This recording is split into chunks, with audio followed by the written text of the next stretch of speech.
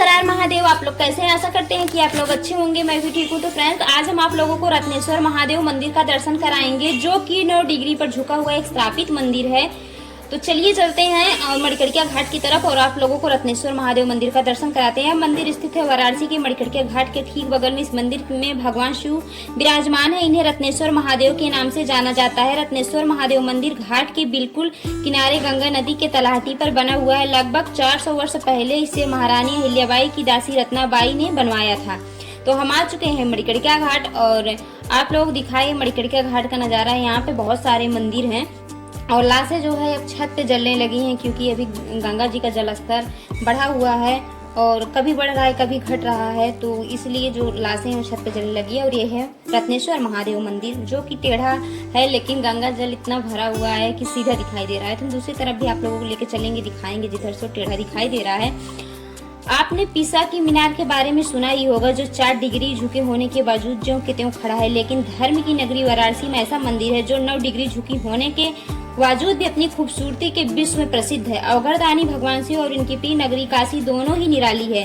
विश्वेश्वर खंड में 9 डिग्री झुका हुआ रत्नेश्वर महादेव का मंदिर है। सावन के महीने में भी रत्नेश्वर महादेव मंदिर में न तो बोलबम के नारे गूंजते और न ही घंटा घड़ियाल की आवाज सुनाई देती है। महाशमशान के पास बसा करीब 400 वर्ष पुराना यह दुर्लभ मंदिर आज भी लोगों के लिए आश्चर्य है। इस मंदिर के बारे में अनेक कथाएं प्रचलित है।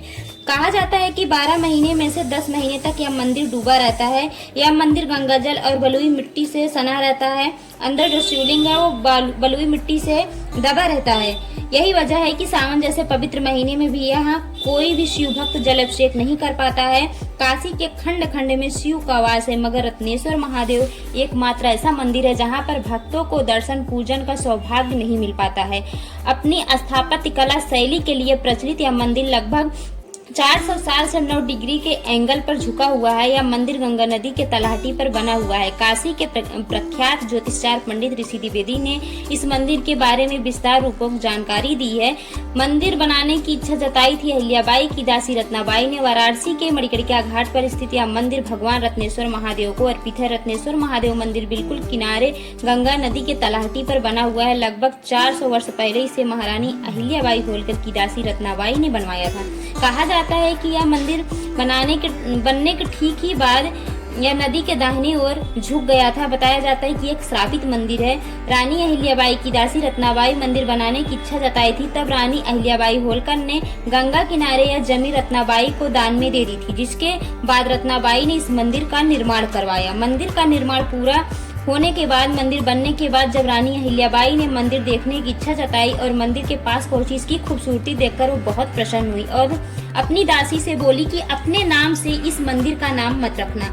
लेकिन उनकी दासी रत्नाबाई ने उनकी बात नहीं मानी और अपने नाम से जोड़कर ही इस मंदिर का नाम रत्नेश्वर महादेव मंदिर रखा। रानी ने जब इस बात को सुना तो वो नाराज होकर के श्राप दे दिया। कहा कि इस मंदिर में कोई कभी भी पूजा नहीं करेगा। तब से माना जाता है कि जैसे ही मंदिर का नाम पड़ा, यह दाहिनी ओर झुक गया। भगवान शिव का दर्शन नहीं हो पाता। मंदिर की कलाकृतियां और कारीगरी देखते ही बनती है। गुजरात शैली पर बने इस मंदिर के अलग अलग कलाकृतियां बनाई गई है। पिलर से लेकर दीवारें तक सभी पत्थरों पर नक्काशी का नायाब नमूना पेश कर रहे हैं। 330 से 400 साल पहले बिना किसी मशीन के सहारे ऐसी नक्काशी आपने आप में इस मंदिर के अनोखे होने का दास्ता बयां कर रही है। इस मंदिर की अनोखी खूबसूरती को देखने के लिए दूर दराज से लोग आते हैं, चाहे देश को हो चाहे विदेश के हो। जो भी लोग यहाँ पर घाट पे मणिकर्णिका घाट दर्शन करने के लिए आते हैं, वो इस मंदिर को देखते ही रह जाते हैं। विश्व के कोने कोने के लोग इस मंदिर के बारे में जानते हैं और इसकी खूबसूरती देखने के लिए बनारस आते हैं। जो कोई भी मंदिर घाट की तरफ घूमने आता है, बनारस घूमने के लिए आता है, घाट की तरफ आता है, तो वो रत्नेश्वर महादेव मंदिर देखने के लिए जरूर आता है। इस मंदिर में भगवान शिव का शिवलिंग स्थापित है, जो कि जमीन से 10 फीट नीचे है। हालांकि यह मंदिर साल में 10 से महीने गंगा जल से आधा डूबा रहता है और 2 महीने पानी से बाहर रहता है। इसके कारण इस मंदिर के गर्भगृह में कभी भी भगवान शिव का दर्शन नहीं हो पाता है। बलुई मिट्टी से दबे रहते हैं भगवान के शिवलिंग। कहते हैं कि शिव की लघु कचहरी, यहाँ पर 1-2 शिवलिंग नहीं, बहुत सारे शिवलिंग है, इसलिए इस मंदिर के शिव की लघु कचहरी भी कहते हैं। सावन के महीने में भी रत्नेश्वर महादेव के ना तो बोल बम्बे के नारे यहाँ पर गूंज सुनाई देता है और ना ही यहाँ पर दर्शन पूजन होता है। स्थानीय लोग के माने तो यहाँ जो मंदिर है भगवान रत्नेश्वर महादेव का, अगर यहाँ पर आप पूजा करते हैं तो कहते हैं कि घर में जो है अनिष्ट होना शुरू हो जाता है। तो भक्त यहाँ पर ना ही पूजा करते हैं और मंदिर में विराजमान भगवान शिवलिंग पर ना ही तो जल चढ़ाते हैं। तो क्या यहाँ के लोग जैसे बनारसी लोग हैं जो कहते हैं कि जो लोग यहाँ पे कुछ लोग कभी पूजा वूजा करने की कोशिश किए हैं तो उनके घर में अनिष्ट होने लगा है, तो इसलिए यहाँ पर कोई पूजा भी नहीं करता है। यह जो मंदिर का छज्जा जमीन से 8 फुट की ऊंचाई पर तथा, लेकिन वर्तमान में अब इसकी ऊंचाई 7 फुट ही रह गई है। मंदिर के गर्भगृह में कभी सीधा खड़ा नहीं हो जा सकता क्योंकि गर्भगृह के अंदर 1-2 नहीं कई शिवलिंग विराजमान हैं। तो आप लोगों को जानकारी सुनकर के कैसी लगी कमेंट में जरूर बताइएगा। लाइक सब्सक्राइब शेयर कर दीजिएगा, बेल आइकन को प्रेस कर दीजिएगा ताकि हमारी वीडियो की अपडेट आप तक पहुंचती रहे फ्रेंड्स।